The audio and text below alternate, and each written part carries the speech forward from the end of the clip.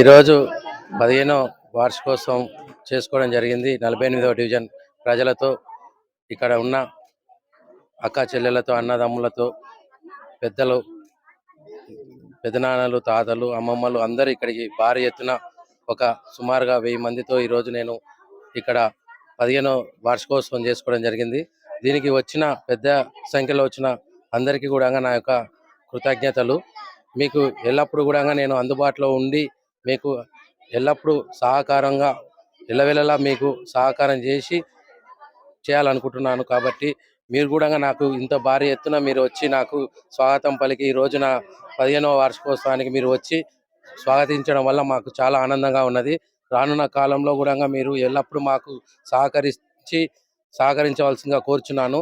అదేవిధంగా మేము కూడా మీకు ఎల్లప్పుడూ మేనే కానీ మా మిస్సెస్ కానీ మీకు ఎల్లప్పుడూ ఈ డివిజన్ ప్రజలకు ఏ సమస్య ఉన్నా అందుబాటులో ఉండి మీకు ఎల్లప్పుడూ కూడా అందుబాటులో ఉంటాం మేము. అదేవిధంగా రానున్న రోజుల్లో కూడా మేము ఎప్పుడు మీకు అందుబాటులో ఉండి ఈ వార్షికోత్సవం అనే కాదు, ఇక్కడ మేము ముగ్గుల పోటీ కానీ, ఇంకా వినాయక చవితి కానీ, దుర్గామాత ఉత్సవాలే కానీ, బతుకమ్మ ఉత్సవాలే కానీ అన్నీ మన డివిజన్ ప్రజలతో ఎల్లప్పుడూ అందుబాటులో ఉండి జరుపుకోవడం జరుగుతున్నది. రానున్న కాలంలో ఎల్లప్పుడూ కూడా మీ అందరి ఆశీర్వాదాలు మాకుంటే మేము ఎప్పుడు కూడా మీతో పాటే ఎల్లప్పుడూ ఉండి మీ డివిజన్లో ఏ సమస్యలు ఉన్నా ఏదున్నా కానీ పై అధికారుల దగ్గరికి తీసుకెళ్ళి కూడా మేము వర్క్ చేయించడం జరుగుతుంది.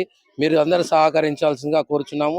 రానున్న రోజుల్లో కూడా మీరు మాకు సహకరిస్తే మేము కూడా మీకు ఎల్లప్పుడూ సహకరించి ఎల్లవేళలా మీ ఆశీర్వాదాలు ఉంటే మాకు కూడా మేము కూడా మీకు ఎల్లవేళలా అన్ని సౌకర్యాలతో అందుబాటులో ఉండి మన 48వ డివిజన్ రానున్న రోజుల్లో భారీ ఎత్తున డెవలప్మెంట్ చేసుకోవాలని కోరుచున్నాను. తుమ్మల గారి నాయకత్వంలో మనం కంపల్సరీగా చేసుకుంటాం.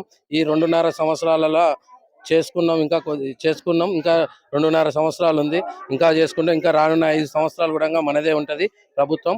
కాబట్టి మీ అందరూ మాకు సహకరించి ఉంచితే మేము కూడా మీ అందరి సహకారంతో మేము ముందు ఉండి మేము వెలవెలగా ఉంటామని కోరుచున్నాను.